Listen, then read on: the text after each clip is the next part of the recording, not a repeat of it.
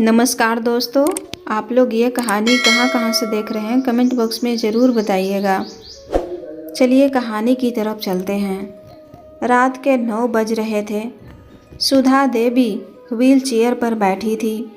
उनकी बहू निशा उनके चेहरे पर ज़बरदस्ती गाढ़ा मेकअप थोप रही थी।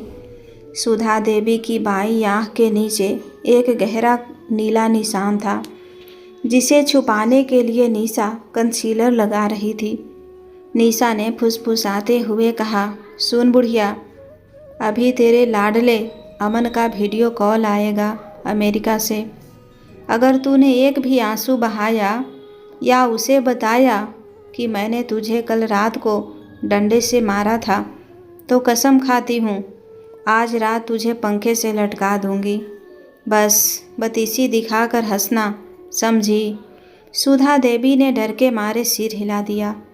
लैपटॉप की रिंग बजी। निशा ने झट से अपनी साड़ी ठीक की, चेहरे पर झूठी मुस्कान लाई और वीडियो कॉल ऑन किया। स्क्रीन पर अमन दिखा। हाय मॉम, कैसी हो? अरे वाह, आज तो बड़ी फ्रेश लग रही हो। सुधा देवी की रूह कांप रही थी, लेकिन होठ मुस्कुरा रहे थे। उन्होंने कांपते हाथों से स्क्रीन को छुआ। अमन ने कहा, मॉम, निशा तुम्हारा ख्याल तो रखती है ना? निशा ने पीछे से सुधा की व्हील चेयर को जोर से भींचा, चुटकी काटी। सुधा बोली, हाँ बेटा, निशा बहुत अच्छी है, मुझे रानी बना कर रखती है। ये बात सुनकर अमन खुश हो गया। उसने कहा, चलो मैं बाद में फ़ोन करता हूँ। Love you mom. कॉल कटते ही निशा का चेहरा बदल गया। निशा ने एक ज़ोरदार थप्पड़ सुधा जी के गाल पर मारा। बहुत अच्छी एक्टिंग की तूने, ले अब अपना इनाम ले।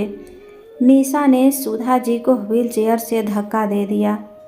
वो ज़मीन पर गिर पड़ी। आज का खाना कैंसिल, जाकर बाथरूम में सो जा। ये बात सुनकर सुधा जी की आंखों से आंसू निकलने लगे और उन्हें अपने बेटे की याद आने लगी। अमन वर्मा, यह नाम अमेरिका के सिलिकॉन वैली में बड़ी इज्जत से लिया जाता था।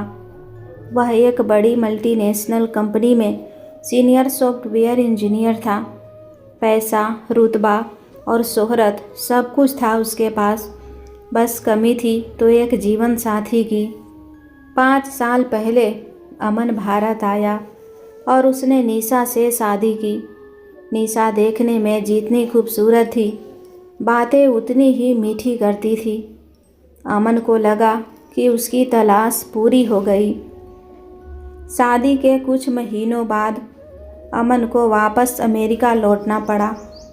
वह अपनी माँ सुधा देवी को भी साथ में ले जाना चाहता था। सुधा देवी 70 साल की थी और गठिया के कारण व्हील चेयर पर थी, लेकिन निशा ने अपना पहला पासा फेंका। उसने अमन का हाथ थामकर आंखों में झूठे आंसू भर कर कहा, अमन, तुम अमेरिका जाओ और अपने करियर पर ध्यान दो। माँ जी यहाँ भारत में ही खुश रहेंगी। वहाँ अमेरिका की ठंड और अनजान लोगों के बीच उनका दम घुट जाएगा। मैं हूँ ना, मैं भारत में रहकर माँ जी की ऐसी सेवा करूँगी जैसे श्रवण कुमार ने अपने माता पिता की थी। तुम बस पैसे कमाओ, पुण्य कमाने का काम मेरा है। अमन भावुक हो गया। उसे लगा कि उसे दुनिया की सबसे अच्छी और संस्कारी पत्नी मिली है। उसने निशा के माथे को चूमा और कहा, निशा, तुम सच में देवी हो। मैं वादा करता हूँ पैसों की कोई कमी नहीं होने दूंगा। अमन ने जाते जाते निशा के बैंक अकाउंट में 2 लाख रुपए प्रति माह का स्टैंडिंग ऑर्डर लगा दिया। यह पैसा माँ की महंगी दवाइयों, एक 24 घंटे की फुल टाइम नर्स और घर के राशन के लिए था। जिस दिन अमन की फ़्लाइट ने दिल्ली एयरपोर्ट से उड़ान भरी, ठीक उसी पल निशा के चेहरे से संस्कारी बहू का नकाब भी उतर गया।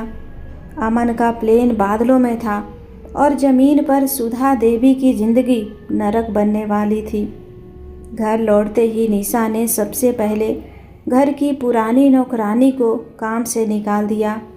कल से मत आना, अब इस घर में बुढ़िया की सेवा नहीं, मेरा राज चलेगा। सुधा देवी ने डरते हुए पूछा, बहू तूने कमला को क्यों निकाल दिया? मेरे पैर नहीं चलते, मुझे बाथरूम कौन ले जाएगा?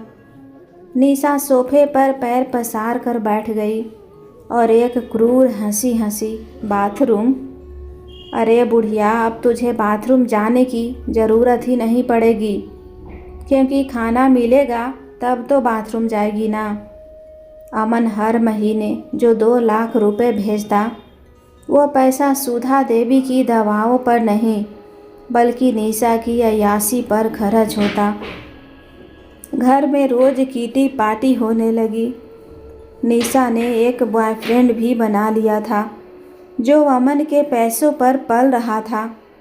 सुधा देवी की 5,000 वाली गठिया की दवा बंद कर दी गई और उन्हें दर्द निवारक के नाम पर सिर्फ नींद की गोलियां दी जाने लगी ताकि वो दिन भर पड़ी रहे और निशा को डिस्टर्ब ना करे। एक रात निशा ने अपने दोस्तों को पार्टी के लिए बुलाया। सुधा देवी का कमरा घर का सबसे बड़ा मास्टर बेडरूम था जिसमें एसी और टीवी लगा था। निशा कमरे में आई और सुधा देवी की व्हील चेयर को धक्का दिया। चल उठ, ये कमरा अब मेरा और मेरे दोस्तों का है। तेरे लिए नई जगह तैयार की है मैंने। निशा ने लकवाग्रस्त सुधा देवी को घसीटते हुए घर के पिछवाड़े बने स्टोर रूम में पटक दिया। यह स्टोर रूम नहीं, एक कबूतर खाना था। वहाँ ना कोई खिड़की थी, ना वेंटिलेटर। दीवारों पर सीलन थी और कोने में पुराने बक्से और रद्दी पड़ी थी। गर्मी में वहाँ सांस लेना मुश्किल था और सर्दी में वहाँ की फर्श बर्फ़ जैसी ठंडी हो जाती थी। निशा ने दरवाज़ा बंद करते हुए कहा, आज से यही तेरा महल है। अगर आवाज़ निकाली तो मुंह पर टेप चिपका दूंगी। जिस माँ के बेटे की कमाई लाखों में थी, वो माँ दाने दाने को तरस गई। निशा ने रसोइया को सख्त हिदायत दी थी, बुढ़िया को दिन में सिर्फ एक बार खाना मिलेगा और वो भी सिर्फ उबले हुए चावल और पानी वाली दाल। कोई सब्जी नहीं, कोई दूध नहीं, कोई फल नहीं। ज़्यादा ताकत आ गई तो ये चिल्लाएगी। सुधा देवी गिड़गिड़ाती, बहू थोड़ी दही दे दे, पेट में जलन हो रही है। निशा हंसती, दही? अमन अमेरिका में डॉलर कमा रहा है, दही की फैक्ट्री नहीं चला रहा। चुपचाप चावल ठूस ले, वरना यह भी कुत्ते को डाल दूंगी। सबसे खौफनाक मंजर तब होता जब सुधा देवी से बिस्तर पर गंदगी हो जाती। चूँकि वो चल नहीं सकती थी और कोई केयर टेकर नहीं थी, अक्सर वो बिस्तर पर ही पेशाब कर देती थी। जब निशा को बदबू आती तो वो किसी जल्लाद की तरह स्टोर रूम में आती। छी, फिर गंदा कर दिया बिस्तर, सुअर कहीं का। निशा उन्हें साफ नहीं करती थी, वो सज़ा देती थी। जनवरी की कड़ाके की ठंड थी। निशा बाथरूम से बर्फ़ जैसी ठंडे पानी की बाल्टी भर कर लाती और कांपती हुई सुधा देवी के ऊपर वो पूरा पानी उड़ेल देती। आह, मर गई! सुधा देवी की चीख निकल जाती। निशा यही नहीं रुकती, वो गीले बिस्तर और गीले कपड़ों में ही सुधा देवी को छोड़ देती और कमरे का एसी ऑन कर देती। तापमान 16 डिग्री पर सेट करके वो रिमोट लेकर बाहर चली जाती। ले, अब सूखने का इंतज़ार कर, जब ठिठुरेगी तब अकल आएगी कि बिस्तर गंदा नहीं करते। पूरी रात सुधा देवी उस ठंडे सीलन भरे कमरे में गीले कपड़ों में एसी की हवा के सामने कांपती रहती। उनके दांत कटकटाते, शरीर नीला पड़ जाता, लेकिन उनकी सुनने वाला कोई नहीं था। 7 समंदर पार उनका बेटा सोच रहा था कि उसकी माँ मखमली रजाई में सो रही है जबकि हकीकत में उसकी माँ अपनी ही लाचारी में ठिठुर कर मौत का इंतज़ार कर रही थी। लेकिन मौत भी कहाँ इतनी आसानी से नसीब होती है। सुधा देवी की दुनिया अब उस 6x6 के अंधेरे स्टोर रूम तक सिमट कर रह गई थी। उनका मोबाइल फ़ोन, जिसे अमन ने बड़े चाव से उन्हें गिफ्ट किया था, निशा ने पहले ही दिन छीन लिया था। बाहरी दुनिया से उनका संपर्क पूरी तरह कट चुका था। सिर्फ रविवार का दिन ऐसा होता जब उस अंधेरे कमरे का ताला खुलता था। लेकिन यह आज़ादी नहीं, बल्कि एक वीकली ड्रामा की शुरुआत थी। रविवार की सुबह 8 बजते ही निशा स्टोर रूम में दाखिल होती। उसके हाथ में खाने की थाली नहीं, बल्कि मेकअप किट और एक महंगी सिल्क की साड़ी होती थी। उठ बुढ़िया, निशा लात मारकर सुधा देवी को जगाती। आज तेरे लाडले अमन का वीडियो कॉल आने वाला है। अगर उसे तेरी ये फटी हुई सूरत दिखी तो वो पैसे भेजना बंद कर देगा। जल्दी तैयार हो जा। निशा सुधा देवी को व्हील चेयर पर घसीटते हुए हॉल में लाती। वहाँ शुरू होता था झूठ का मेकअप। पिछले हफ्ते निशा ने सुधा देवी को बेलन से मारा था, जिससे उनकी बाईं आंख के नीचे गहरा नीला निशान पड़ गया था। निशा उस पर कंसीलर और फाउंडेशन की मोटी परत पोत रही थी, ताकि वो निशान छिप जाए। मुरझाए हुए गालों पर ब्लश लगाया जाता और सूखे होठों पर लिपस्टिक। यह मेकअप सुंदरता बढ़ाने के लिए नहीं, बल्कि जुल्म छुपाने के लिए था। सुधा देवी की व्हील चेयर को घर के सबसे सुंदर कोने में खड़ा किया जाता। पीछे दीवार पर भगवान कृष्ण की बड़ी सी तस्वीर टांग दी जाती और मेज पर फलों की टोकरी रख दी जाती, जिसे खाने की इजाज़त सुधा देवी को नहीं थी, ताकि बैकग्राउंड देखकर लगे कि घर में सब मंगलमय है। कॉल का समय हो गया था। निशा ने लैपटॉप ऑन किया। रिंग बजने से ठीक 10 सेकेंड पहले निशा सुधा देवी के कान के पास झुकी और एक ऐसी धमकी दी जिसे उनकी रूह कांप गई। उसने अपनी साड़ी के पल्लू के नीचे छुपाया हुआ एक गरम चिमटा दिखाया। देख बुढ़िया, अभी अमन पूछेगा कि तू कैसी है। अगर तूने एक भी आंसू बहाया या उसे बताया कि मैंने तुझे कल रात भूखा रखा था, तो कसम खाती हूँ, जैसे ही कॉल कटेगा ये गरम चिमटा तेरी जीभ पर दाग दूंगी। बस बतीसी दिखाकर हंसना, समझी। सुधा देवी ने डर के मारे जल्दी जल्दी सिर हिला दिया। उनकी आंखों में दहशत थी। निशा ने तुरंत अपने चेहरे पर एक आदर्श बहू वाली मुस्कान चिपकाई और कॉल पिक किया। स्क्रीन पर अमन का चेहरा आया।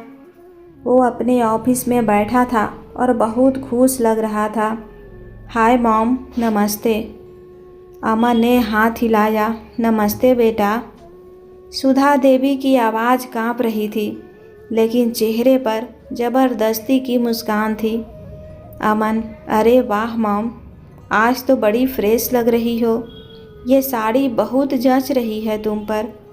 निशा ने दी क्या?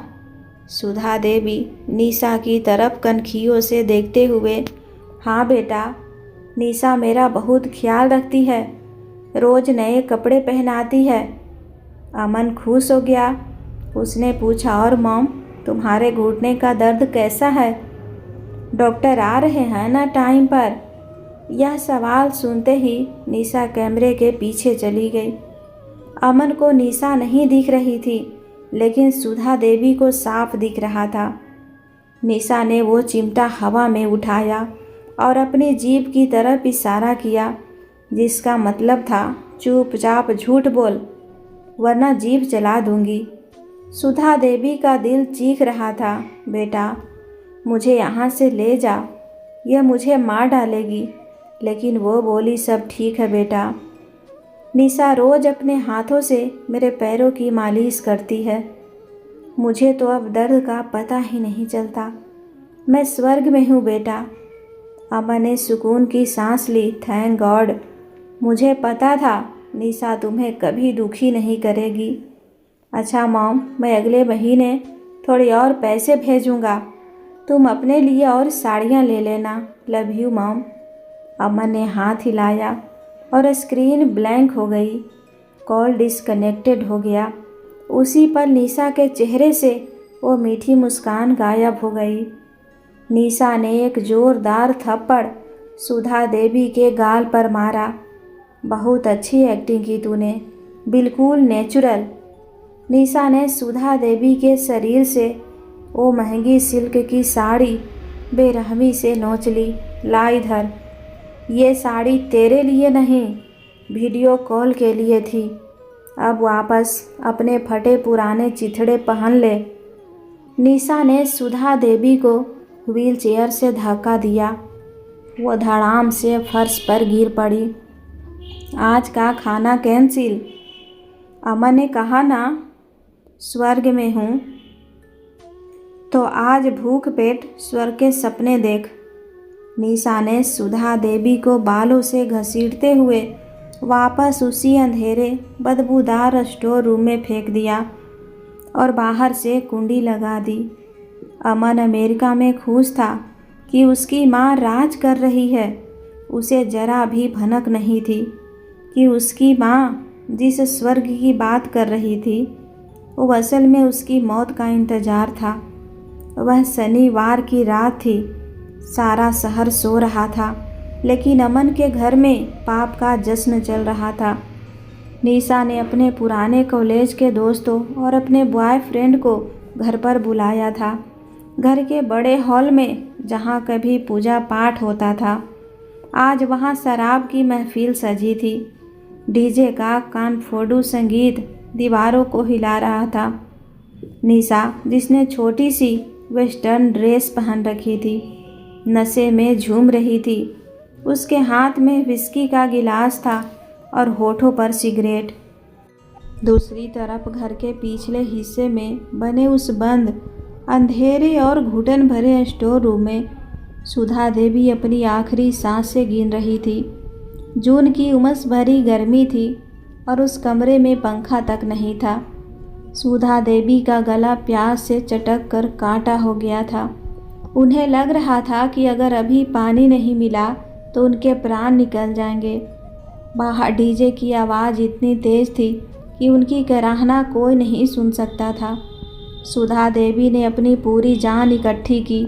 वो रेंगते हुए दरवाजे तक गई और अपने कांपते हड्डियों वाले हाथों से दरवाजे को पीटा।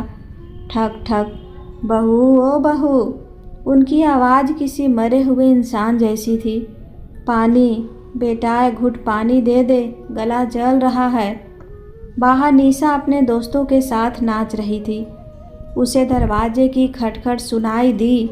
उसका मूड खराब हो गया। उफ, यह बुढ़िया भी ना, कबाब में हड्डी। निशा गुस्से में पैर पटकते हुए वहाँ गई। उसने शराब का गिलास साइड में रखा और स्टोर रूम का दरवाज़ा झटके से खोला। सुधा देवी उसके पैरों में गिर पड़ी। पानी। निशा ने सुधा देवी के पेट में एक लात मारी। मरती क्यों नहीं तू बुढ़िया, मेरी पार्टी खराब कर रही है। तुझे कहा था ना कि जब मेरे दोस्त आए तो आवाज़ मत निकालना। निशा की नज़र पास पड़े एक कुत्ते के पट्टे पर गई। यह पट्टा वो अपने लिए एक विदेशी कुत्ता लाने के लिए खरीदी थी, जो कभी आया नहीं। निशा के दिमाग में शैतान सवार हो गया। तुझे पानी चाहिए? रुक, आज मैं तुझे पानी नहीं पट्टा दूंगी। तू इंसान कहलाने लायक नहीं है। निशा ने वो लोहे की जंजीर वाला पट्टा उठाया। उसने सुधा देवी को बालों से घसीटकर पलंग के पाये के पास किया। उसने वो पट्टा सुधा देवी के गले में डाला और कस दिया। खट, बक्का लगने की आवाज़ आई। सुधा देवी का दम घुटने लगा। वो अपने गले को नोचने लगी। ले, निशा चिल्लाई, अब भौंकती रह।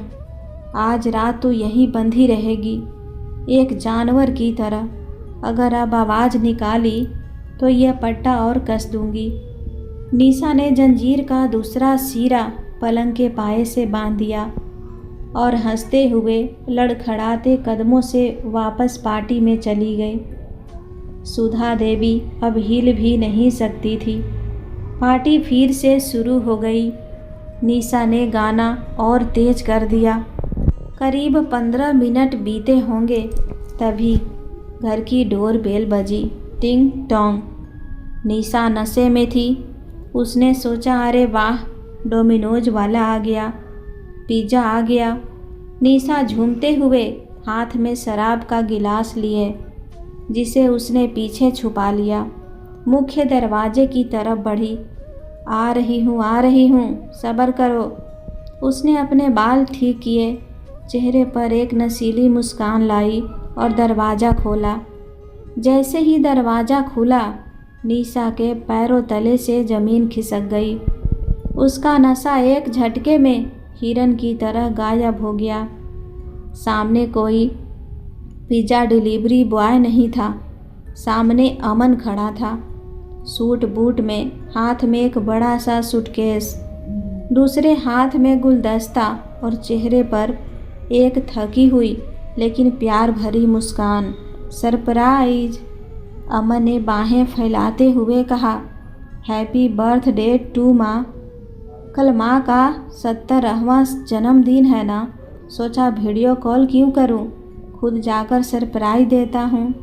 फ्लाइट लेट हो गई, वरना शाम को ही आ जाता। निशा का चेहरा ऐसे सफ़ेद पड़ गया जैसे किसी ने उसका सारा खून निचोड़ लिया हो। उसके हाथ पैर कांपने लगे। दिमाग में बिजली की तरह खौफनाक तस्वीरें कौंध गई। अंदर शराब की पार्टी, उसके आवारा दोस्त और सबसे भयानक, पीछे के कमरे में कुत्ते के पट्टे में बंधी हुई प्यासी और जख्मी माँ। निशा के मुंह से आवाज़ नहीं निकल रही थी। अमन, तुम बताया क्यों नहीं? निशा हकलाने लगी। उसकी धड़कनें इतनी तेज थी कि बाहर सुनाई दे रही थी। अमन ने अंदर से आ रहे तेज म्यूजिक और शोर को सुना। उसकी मुस्कान थोड़ी फीकी पड़ गई। उसने निशा के घबराए हुए चेहरे को देखा। निशा, तुम ठीक हो? और ये अंदर शोर कैसा है? माँ सो रही है क्या? अमन ने दरवाजे से अंदर कदम रखा और यहीं से निशा की बर्बादी की उल्टी गिनती शुरू हो गई। अमन अंदर आया। घर की हालत देखकर वो हैरान रह गया। शराब की बोतलें, सिगरेट का धुआं और अजनबी दोस्त, ये सब क्या है निशा? और माँ कहाँ है? निशा हकलाने लगी। वो माँ जी तो सो रही हैं, उनकी तबीयत ठीक नहीं थी। तुम थके होंगे, बैठो मैं पानी लाती हूँ। निशा चाहती थी कि वो किसी तरह अमन को रोक ले और जाकर सुधा जी की जंजीर खोल दे, लेकिन अमन को कुछ अजीब लगा। उसे घर में एक अजीब सी बदबू आ रही थी, फिनाइल और गंदगी की। मैं माँ से मिलूँगा। अमन सीधे माँ के कमरे की तरफ बढ़ा। निशा ने रास्ता रोका। नहीं अमन, डॉक्टर ने मना किया है, वो डिस्टर्ब हो जाएंगी। अमन ने निशा को धक्का दिया। हट जाओ रास्ते से। अमन ने माँ के बेडरूम का दरवाज़ा खोला। कमरा खाली था, धूल जमी थी। माँ यहाँ नहीं है तो कहाँ है? तभी उसे स्टोर रूम की तरफ से एक धीमी आवाज़ सुनाई दी। अमन बेटा। अमन स्टोर रूम की तरफ भागा। निशा उसके पीछे भागी। अमन रुको, वहाँ मत जाओ। अमन ने स्टोर रूम का दरवाज़ा लात मार कर खोला। अमन ने स्टोर रूम के दरवाजे पर एक ज़ोरदार लात मारी। जंग लगा पुराना दरवाज़ा दीवार से टकरा कर खुल गया। जैसे ही दरवाज़ा खुला, अंदर से एक भयंकर बदबू का झोंका बाहर आया। फिनाइल, सीलन और इंसानी गंदगी की मिलीजुली संडास। यह बदबू इतनी तेज़ थी कि अमन को अपनी नाक पर हाथ रखना पड़ा। अंदर घूप अंधेरा था। सिर्फ बाहर हॉल की रोशनी की एक लकीर अंदर जा रही थी। अमन ने अपनी मोबाइल की टॉर्च जलाई। टॉर्च की रोशनी कमरे के कोने में पड़ी और उस पल अमन के पैरों तले से ज़मीन ही नहीं, पूरी दुनिया ही खिसक गई। उसके हाथ से उसका महंगा सूटकेस धप से ज़मीन पर गिर गया। सामने फर्श पर एक फटे हुए गद्दे के पास उसकी माँ सुधा देवी लेटी नहीं थी, बल्कि एक जानवर की तरह सिकुड़ी हुई थी। सबसे भयानक चीज़ जो अमन ने देखी वो थी उनकी गर्दन। उनकी झुर्रियों वाली गर्दन में एक मोटा चमड़े का पट्टा कसा हुआ था, जिससे जुड़ी लोहे की जंजीर पलंग के पाए से बंधी थी। वो माँ जो कभी घर की लक्ष्मी लगती थी, आज हड्डियों का ढांचा बन चुकी थी। उनके गाल अंदर धंस गए थे। उनकी साड़ी जगह जगह से फटी हुई थी और गंदगी से सनी थी। टॉर्च की रोशनी में अमन को माँ के नंगे हाथों और पैरों पर अनगिनत नीले और काले निशान दिखे, जैसे किसी ने डंडे या बेल्ट से मारा हो। अमन का दिमाग सुन्न हो गया। उसका दिल धड़कना भूल गया। ये मेरी माँ है या मैं कोई डरावना सपना देख रहा हूँ? अमन के जूतों की आवाज़ सुनकर सुधा देवी काँप उठी। उन्हें लगा निशा फिर से मारने आई है। उन्होंने अपने हाथ जोड़ लिए और दीवार की तरफ मुंह करके गिड़गिड़ाने लगी। मत मार बहू, अब आवाज़ नहीं करूँगी। पानी नहीं चाहिए, बस मत मार। यह सुनकर अमन का कलेजा फट गया। वह दौड़ा और घुटनों के बल माँ के पास गिर पड़ा। माँ। अमन की आवाज़ में एक चीख थी। माँ, मैं हूँ अमन, तेरा बेटा। सुधा देवी ने डरते डरते चेहरा घुमाया। टॉर्च की रोशनी में उन्होंने अमन का चेहरा देखा। उनकी आंखें धुंधली थी। मोतियाबिंद और आंसुओं के कारण उन्हें साफ नहीं दिख रहा था। उन्होंने अपने कांपते हुए कंकाल जैसे हाथ बढ़ाए और अमन के गाल को छुआ। अमन, तू आ गया बेटा, या मैं फिर से सपना देख रही हूँ? रोज़ सपने में तू आता है और चला जाता है। अमन ने माँ के हाथ चूम लिए। उसके आंसू माँ के हाथों पर गिरने लगे। नहीं माँ, सपना नहीं है, मैं सच में आ गया। मुझे माफ़ कर दे माँ, मुझे माफ़ कर दे। अमन ने झटके से वो कुत्ते का पट्टा खोलने की कोशिश की। उसका बक्कल इतना कसकर बांधा गया था कि माँ की गर्दन की खाल छिल गई थी। अमन के हाथ कांप रहे थे, लेकिन उसने खींचकर वो पट्टा खोल दिया। अमन ने माँ को अपनी गोद में उठाया। वो इतनी हल्की हो गई थी जैसे कोई बच्चा हो। सुधा देवी ने अमन के सीने से सिर लगाया। उन्हें यकीन हो गया कि उनका बेटा आ गया है। उनकी पहली मांग किसी हीरे जवाहरात की नहीं थी। सुधा देवी ने सूखे पपड़ी जमे होठों से कहा, बेटा पानी, एक घुट पानी दे दे। 2 दिन से प्यासी हूँ, हलक सूख गया है मेरा। अमन ने इधर उधर देखा, वहाँ पानी का कोई बर्तन नहीं था। तभी सुधा देवी ने अमन का कॉलर पकड़कर उसे अपने पास खींचा और जो कहा उसने अमन के अंदर के बेटे को मार दिया और एक ज्वालामुखी को जगा दिया। सुधा देवी ने फुसफुसाते हुए कहा, और बेटा, उसे निशा को मत डांटना, उसे मत मारना, वरना जैसे ही तू जाएगा वो मुझे फिर से गरम चिमटे से जला देगी। वो मेरी जीभ जला देगी बेटा, मुझे बहुत डर लगता है। चिमटा? अमन हक्का बक्का रह गया। उसने माँ की साड़ी का पल्लू थोड़ा हटाया। उसकी पीठ पर, ओह भगवान, पीठ पर जगह जगह गोल गोल जलने के निशान थे। कहीं सिगरेट से दागा गया था तो कहीं गरम चिमटे की लकीरें थी। घाव से पीप बह रहा था। अमन ने माँ के शरीर को देखा। एक एक घाव चीख चीख कर निशा की हैवानियत की गवाही दे रहा था। अमन ने माँ को धीरे से वापस गद्दे पर लिटाया। मैं पानी लाता हूँ माँ, पानी लाता हूँ। अमन खड़ा हुआ। उसने अपने आंसू पोंछ लिए। अब उसकी आंखों में एक बूंद आंसू नहीं था। उसकी आंखों में अब शमशान जैसी खामोशी और मौत थी। अमन धीरे धीरे पीछे मुड़ा। दरवाजे पर निशा खड़ी थी। उसका नशा उतर चुका था, चेहरे का रंग उड़ चुका था और वो थर थर काँप रही थी। अमन, मेरी बात सुनो। ये सब। अमन ने उसे ऐसे देखा जैसे वो कोई इंसान नहीं बल्कि कोई गंदगी हो जिसे साफ करना ज़रूरी है। उसने अपनी मुट्ठी भींची। उस कमरे की हवा बदल गई थी। अब वहाँ दया की कोई जगह नहीं थी। अब वहाँ सिर्फ हिसाब होने वाला था। यही वो पल था जब अमन ने तय कर लिया कि अब कानून का इंतज़ार नहीं करना, अब फैसला मौके पर होगा। स्टोर रूम के दरवाजे पर खड़ी निशा की रूह काँप रही थी।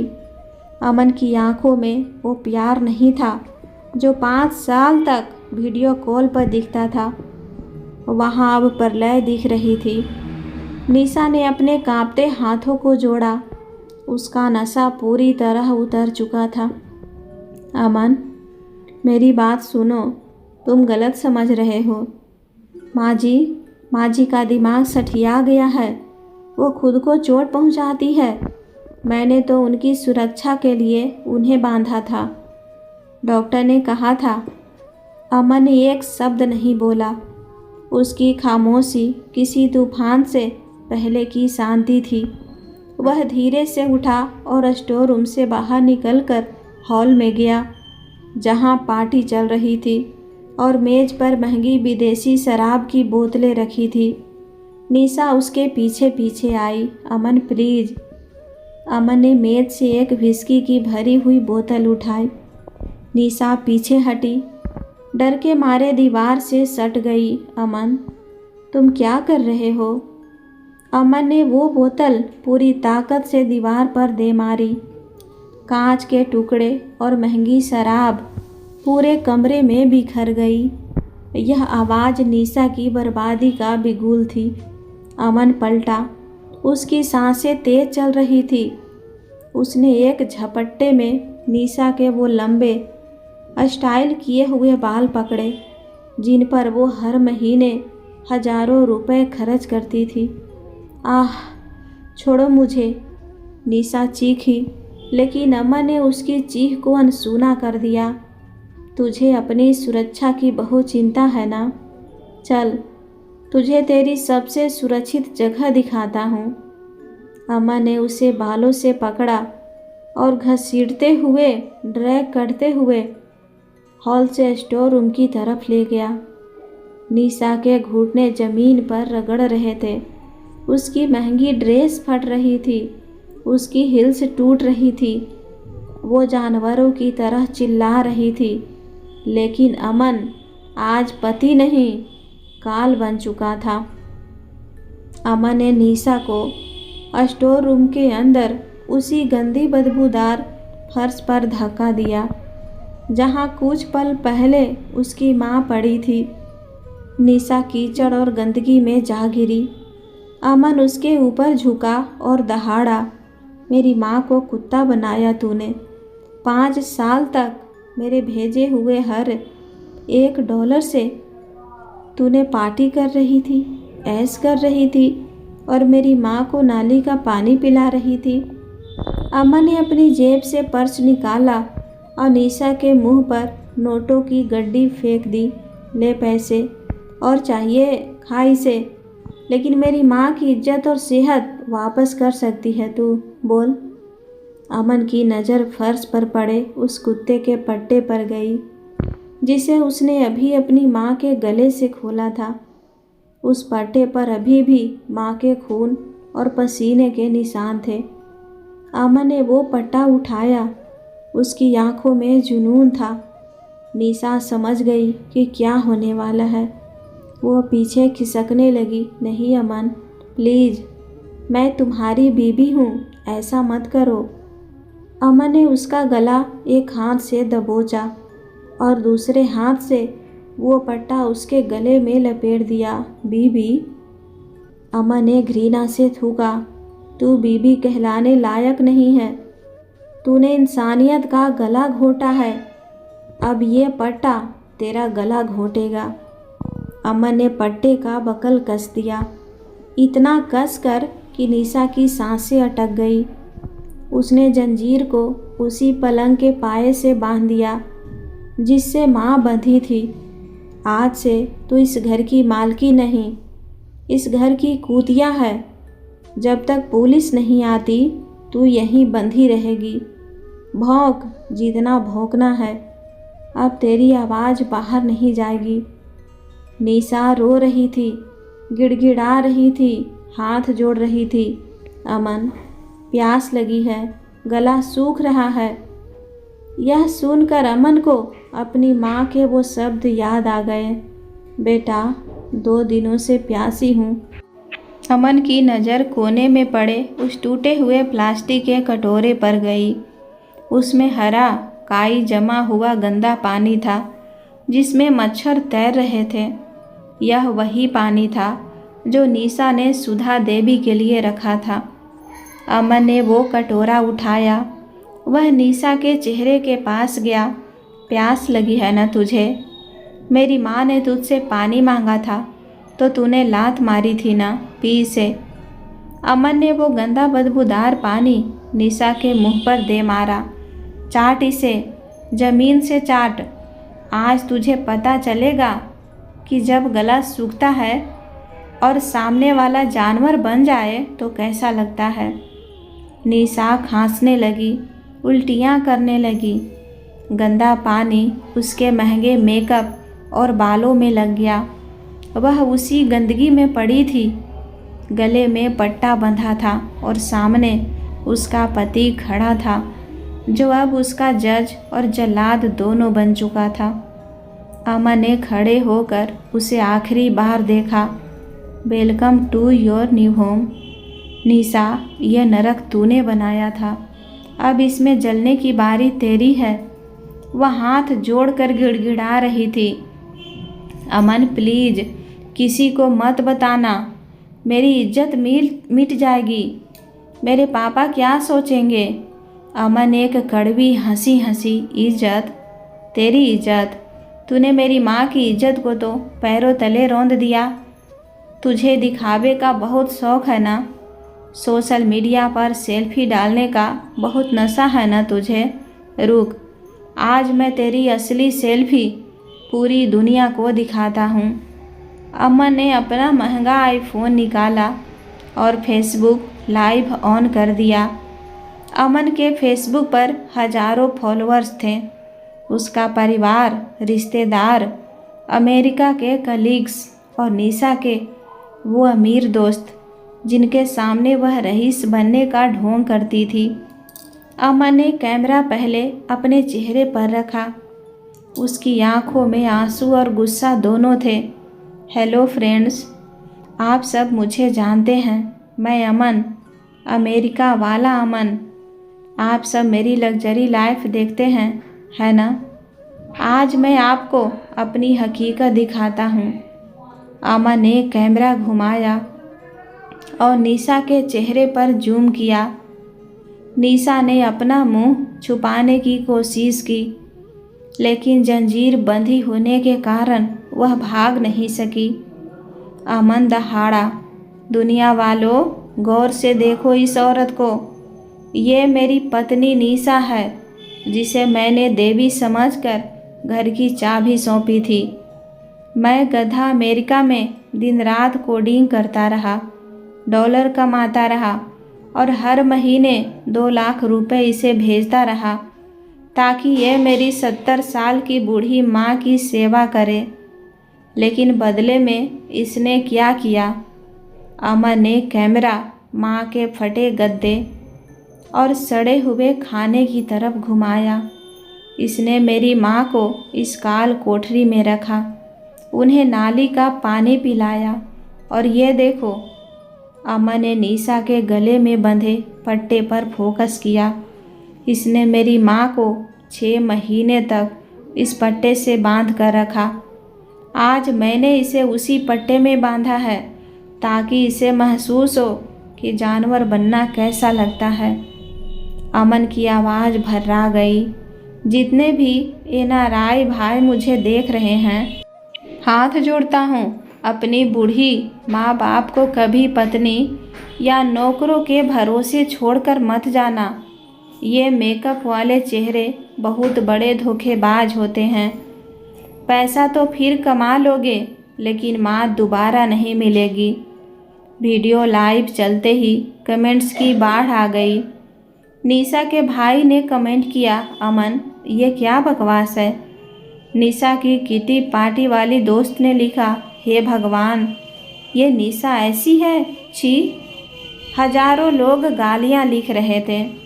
निशा का फ़ोन बजने लगा, पापा का, भाई का, दोस्तों का। उसकी सामाजिक प्रतिष्ठा धज्जियां बनकर उड़ चुकी थी। वह ज़मीन पर सिर पटक पटक कर रो रही थी, लेकिन अब उसे बचाने वाला कोई नहीं था। 15 मिनट के अंदर पुलिस की गाड़ियां और एम्बुलेंस घर के बाहर खड़ी थी। लाइव वीडियो ने पुलिस पर इतना दबाव बना दिया था कि वे तुरंत एक्शन में आ गए। महिला पुलिसकर्मी अंदर आई। उन्होंने निशा के गले से पट्टा खोला, लेकिन उसके हाथों में हथकड़ी पहना दी। निशा को बालों से पकड़कर घसीटते हुए बाहर लाया गया।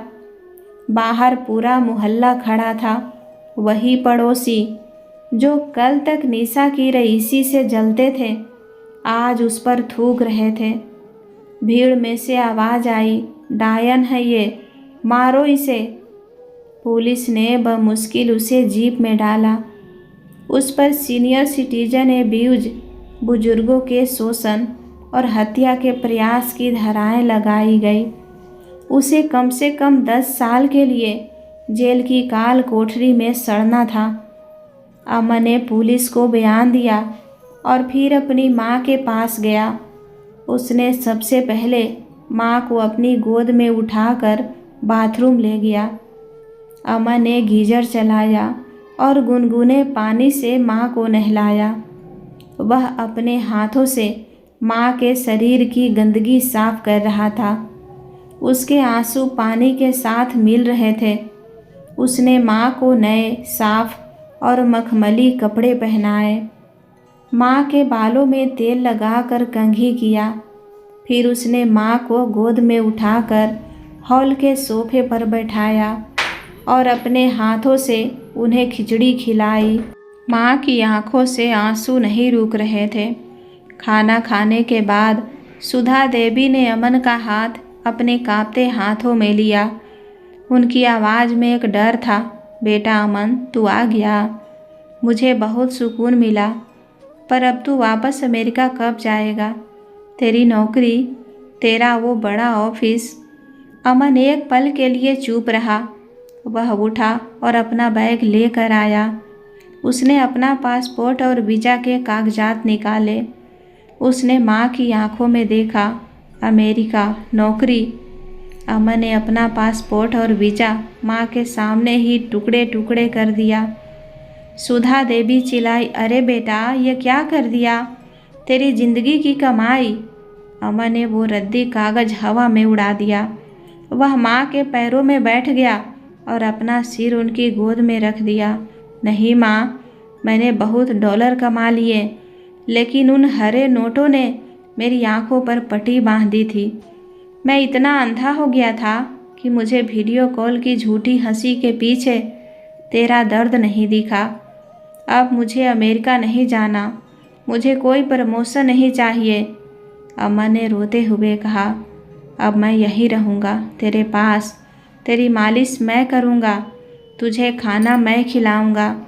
श्रवण कुमार तो नहीं बन पाया, लेकिन अब इंसान बनकर दिखाऊँगा।